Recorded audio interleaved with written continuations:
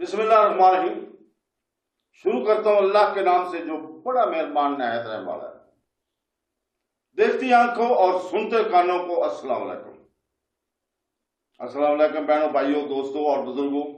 آج کی ہم اس اسلامی تعلیماتی ویڈیو میں ہم قرآن میں 2 گناہوں کے خلاف اللہ تعالیٰ کی جنگ کا حکم بیان کر رہے ہیں۔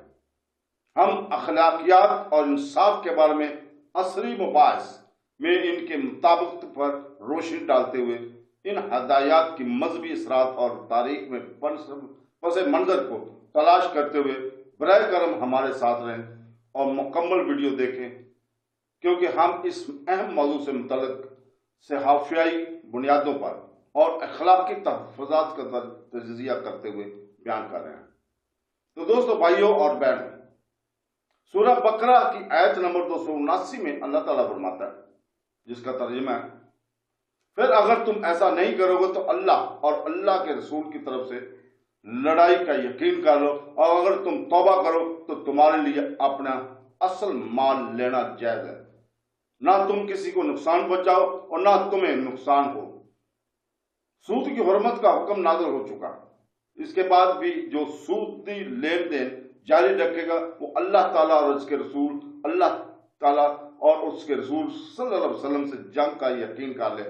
یہ شدید ترین وعید ہے کہ کس کی مجال کہ اللہ تعالیٰ اور اس کے رسول صلی اللہ علیہ وسلم سے لڑائی کا تصور بھی کرے۔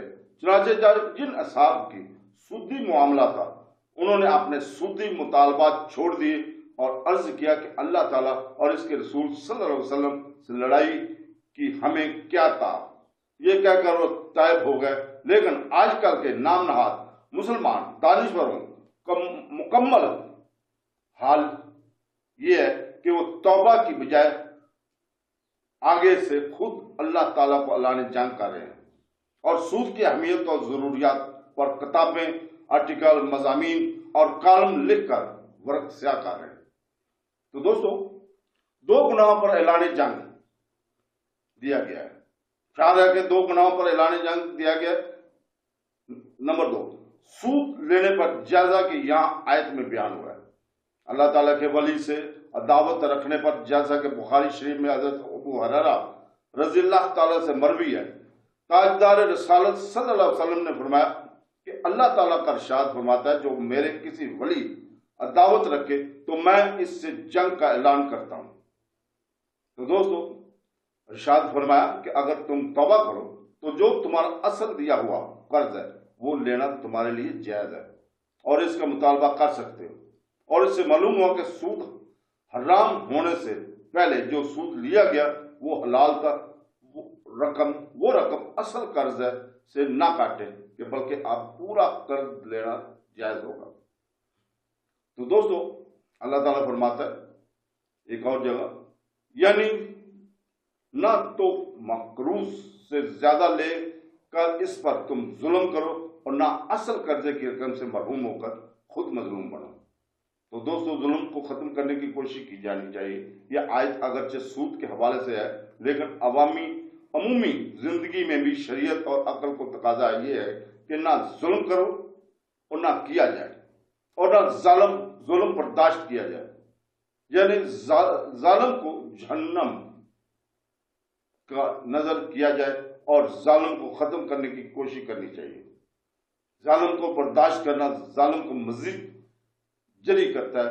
یہاں عفو اور درگزر کی صورت بنتی ہو، وہاں اسے اختیار کیا جائے۔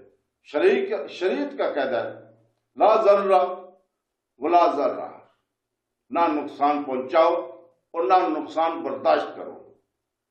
تو دوستو، اللہ تعالیٰ سے دعا ہے کہ وہ ہمیں ان برائیوں سے بچائے، اور آپ بھی اب تلقین کیا کرو اڑوس پڑوس میں، اللہ تعالیٰ ان چیزوں سے بچائے، ان چیزوں سے دور رکھے۔ اللہ تعالیٰ سے دعا ہے کہ ہمیں قرآن پڑھنے، سمجھنے اور اللہ تعالیٰ کے احکامات پر عمل کرنے، سنتے رسول کو سمجھنے، پڑھنے اور اس کے اوپر عمل کرنے کی توفیق عطا فرمائے۔ آمین ثم آمین۔ اللہ حافظ۔